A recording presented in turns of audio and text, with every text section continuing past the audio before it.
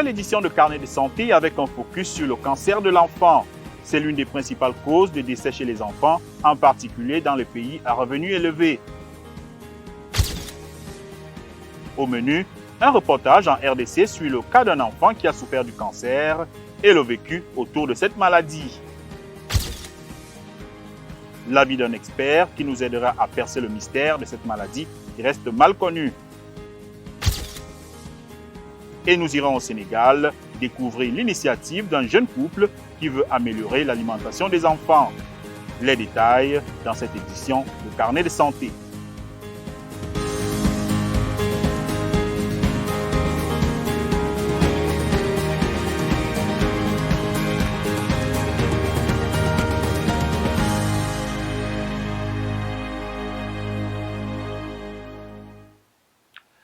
Salut à tous, merci de regarder cette autre édition de Carnet de santé.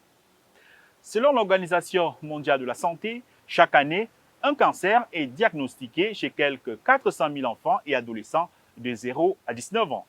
Les formes les plus fréquentes sont la leucémie, les cancers du cerveau, les cancers du système immunitaire, les tumeurs solides. Dans les pays à revenus élevés, où les services complets sont généralement accessibles, plus de 80% des enfants atteints d'un cancer guérissent. Dans les pays à revenus faibles ou intermédiaires, l'OMS estime que seulement 15 à 45% des enfants guérissent. En Afrique, justement, les cas de cancer de l'enfant semblent moins nombreux que dans les pays développés. Ces cancers sont parfois assimilés à de la sorcellerie, pendant que les malades et leurs familles doivent batailler pour la prise en charge, qui est généralement longue et difficile. Cas pratique de David, un jeune garçon de 9 ans qui vit à Kinshasa, en RDC. Il a été atteint d'une forme rare de cancer. Ezekias Lopo et Alex Kati Kataï sont allés à sa rencontre. Un reportage rendu par Yiyette Mavinga. David se porte bien maintenant et fréquente l'école non loin de la maison familiale. Il y a quelques années, ce jeune écolier a connu de sérieux problèmes de santé. Il est tombé gravement malade et le diagnostic était sans appel. Il avait un cancer de l'œil. Sa maman se rappelle de cet épisode malheureux dans la vie de son jeune enfant. Cette situation, nous l'avons vécue difficilement. D'abord en apprenant seulement cette nouvelle-là, que l'enfant a un cancer, c'est un choc. C'est vraiment un choc pour nous les enfants, pour nous les parents. Et voir l'évolution de la maladie, le traitement, tout ça, c'est vraiment difficile pour nous les parents. David a été acheminé à l'hôpital et interné aux cliniques universitaires de Kinshasa.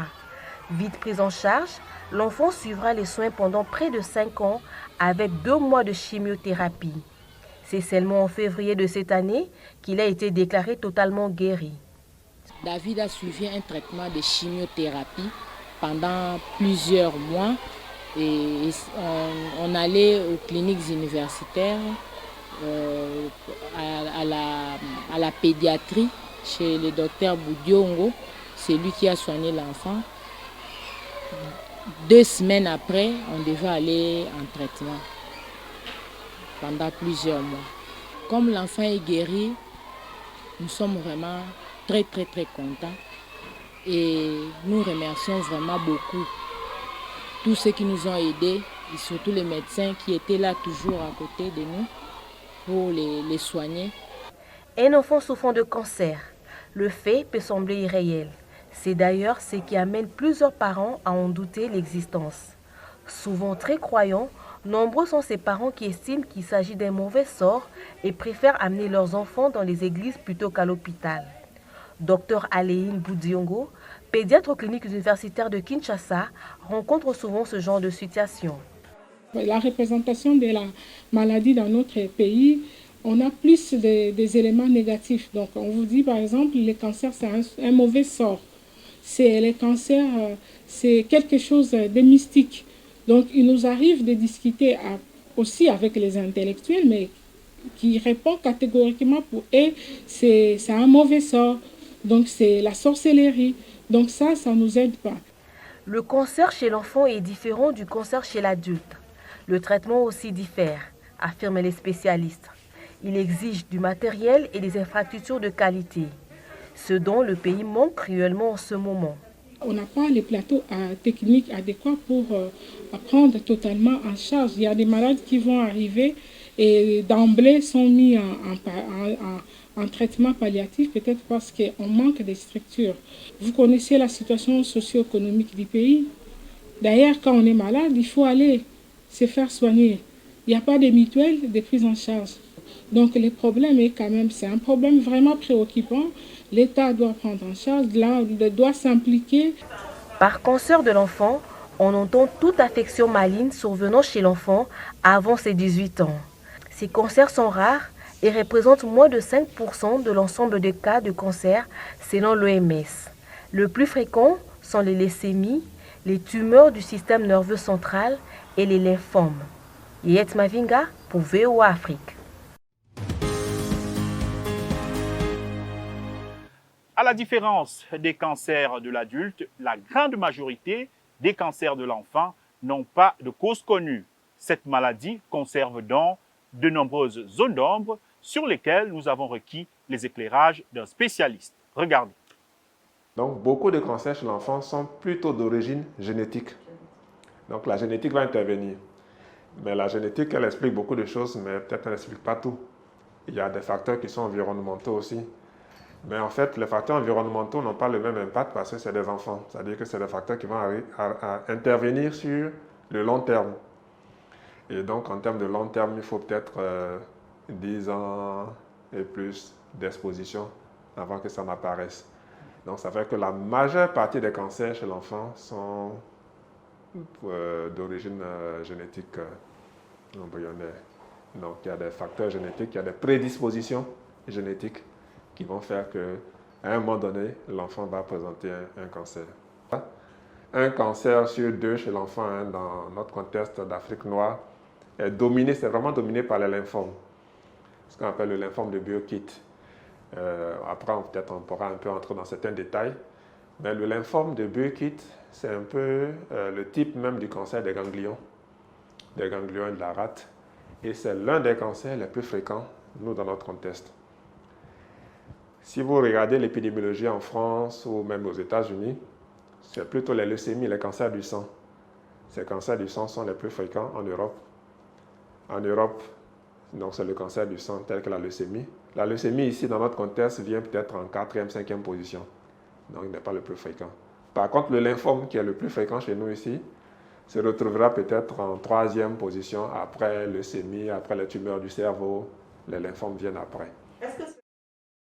Donc, il est important qu'on puisse sortir le problème des cancers de l'enfant de l'homme et qu'on puisse mieux connaître cette pathologie, mieux communiquer autour de cela pour que le challenge, c'est que ces enfants-là soient vus tôt. Ils existent, ils sont là, ils sont dans la communauté. Il faut qu'on puisse les découvrir suffisamment tôt pour améliorer, vous voyez, la survie de ces cas. Donc, c'est un peu ce plaidoyer. À travers vous, mass médias, et le travail que vous faites, porter ce message-là, pour dire que le cancer, il existe bien chez l'enfant. Il se guérit, il se traite et il se guérit, et aujourd'hui, il y a la possibilité de le faire. Et notre challenge, c'est traiter tous les cas en Afrique ici, et par les Africains. On n'a pas besoin d'aller à l'étranger pour soigner un enfant de son cancer, on doit être capable de le faire sur place. Parce qu'un enfant, il n'est pas seul, c'est 2 familles. De nombreuses études affirment qu'une alimentation saine constitue une part importante de la thérapie contre les cancers de l'enfant. À Dakar, le couple Sini Samba et Rémi Filasto est convaincu qu'une bonne nutrition est importante pour la santé de l'enfant. C'est pourquoi le couple a lancé une marque basée sur les produits locaux. Reportage de Alison Lekogo Fernandez à Dakar. Partenaires à la ville comme en affaires, Sini Samba et Rémi Filasto sont tous deux ingénieurs en agroalimentaire. Ils se sont rencontrés pendant leurs études à Montpellier en France et à la fin de leur cursus, ils ont rapidement décidé de lancer leur entreprise spécialisée dans l'alimentation pour bébés au Sénégal, le pays de Sini Samba. Ancestralement, on a l'habitude de donner ce qu'on appelle le rouille. Le rouille, c'est une bouillie de mil. Donc, le mil, c'est très très bon pour les enfants. Sauf que le seul problème, c'est que souvent, cette bouillie, elle est très sucrée. Les mamans rajoutent du sucre et on sait les conséquences du sucre chez l'enfant. Et l'idée, c'était de mélanger à la fois le savoir-faire traditionnel, mais aussi d'innover en utilisant des fruits. Mangue, banane, pain de singe, solum ou encore fonio, des fruits et légumes choisis pour leur haute valeur nutritive et transformés ici. La marque emploie aujourd'hui une dizaine de personnes à temps plein. Elle entend aussi participer à la réduction des pertes agricoles colossales au Sénégal en achetant directement aux producteurs. La mangue, par exemple, il y a plus de 50% de pertes à chaque fois parce que les agriculteurs manquent de débouchés et manquent de moyens de conservation. Et donc nous, avec l'Ulionso, on a souhaité intervenir sur la chaîne de valeur en agissant à ce moment-là et en permettant donc aux agriculteurs de diversifier leurs sources de revenus en vendant à des transformateurs comme nous. Chaque mois, la marque produit près de 2000 petits pots que l'on peut acheter dans certains points de vente ou se faire livrer. L'initiative séduit les mamans actives, notamment désireuses de consommer local, dans un pays où on ne trouve que des petits pots importés dans les supermarchés. C'est très important d'avoir ces genres de succursales dans notre pays, ne pas aller chercher ailleurs. Tout le temps on faisait cela, mais c'est un peu difficile. Mais maintenant ça y est, c'est bon. On peut utiliser nos propres produits, le moringa par exemple, le foniote, comme c'est du carotte, voilà. Donc pour moi c'est très important. Aujourd'hui réservée aux classes moyennes et aisées, la marque vise à développer d'autres types de produits ciblant un public plus large afin de contribuer à lutter contre la malnutrition infantile qui touche 20% des enfants de moins de 5 ans au Sénégal. Alison Lekogo-Fernandez pour VOA Afrique, Dakar. Les cicatrices de brûlures ou de plaies persistantes peuvent faire le lit du cancer. Malheureusement, les risques de brûlures sont quasi quotidiennes pour des millions de personnes dans le monde, pendant la préparation des repas, en chauffant de l'eau pour son bain, en buvant des boissons chaudes, dans un incendie, etc. Comment donc faire en cas de brûlure? Nos correspondants en RDC ont posé la question au docteur Vanga Kakala. Il est dermatologue et chirurgien esthéticien. Il y a différents types de plaies. Il y a des plaies qu'on dit superficielles. Les plaies superficielles ne sont pas profondes. Elles sont assez plates, donc ne sont pas en crevasse, ne dépriment pas en dessous du niveau propre de la peau. Ce sont des plaies-là que le commun des mortels peut traiter à domicile. Normalement, si on peut dire nettoyage à l'eau simple, l'eau claire propre. On peut nettoyer avec un antiseptique, savon. Notamment, je sais, dans le temps, on nettoyait bien avec du savon Monganga. Ça marchait très bien. Pour autant que l'eau est propre et que ça se fasse bien. On nettoie la plaie, c'est suffisant. Alors, également, traiter une brûlure est assez complexe. Cela dépend également du type de brûlure, parce que les brûlures sont de différents types et de différentes sortes. La brûlure peut être du premier degré. Premier degré, c'est la brûlure simple. C'est pratiquement une brûlure ménagère. Une fois la pression brûlée, premièrement, refroidir à l'eau. Simplement, l'eau courante qui coule à 10-15 minutes, la main sous l'eau ou bien la zone concernée sous l'eau, suffit à limiter l'extension, si on peut dire, des lésions liées aux facteurs thermiques. Il est vrai que les traitements les plaies de brûlure sont fort douloureux, donc on doit toujours associer à cela des antalgiques. Okay? Au cas par cas, on peut associer également des anti-ulcéreux, donc des inhibiteurs de la pompe à protons pour donner un meilleur confort à la patiente et permettre un meilleur suivi. Le pansement, bien sûr, doit être renouvelé fréquemment pour donner un meilleur résultat en termes de cicatrisation et de fonctionnalité par rapport au lieu où gît la plaie. C'est déjà la fin de ce programme. Continuez à nous suivre et nous envoyer vos questions et observations sur les plateformes numériques de VOA, Facebook, Twitter et sur YouTube et évidemment sur le site web voaafrique.com. Merci d'avoir regardé cette édition de Carnet de santé. Prenez soin de votre santé.